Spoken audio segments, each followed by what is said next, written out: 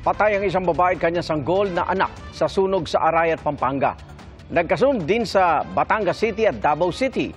Mahigit 200 pamilya ang nawalan ng tirahan.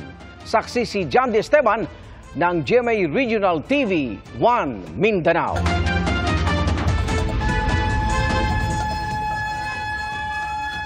Nagngangalit ang apoy sa maliit na tindahang ito sa Barangay 11 sa Batangas City.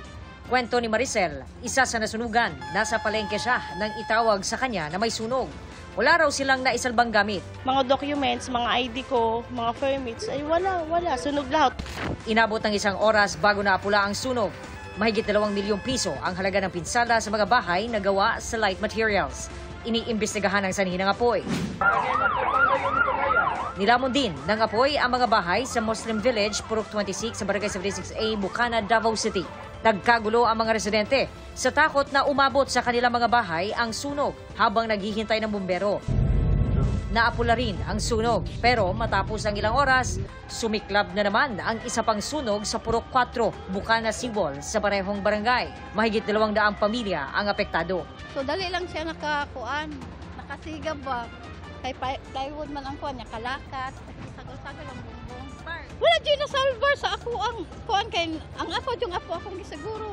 Batay sa investigasyon ng BFP, overloading ng electrical outlet ang nakikitang sanhi ng unang sunog.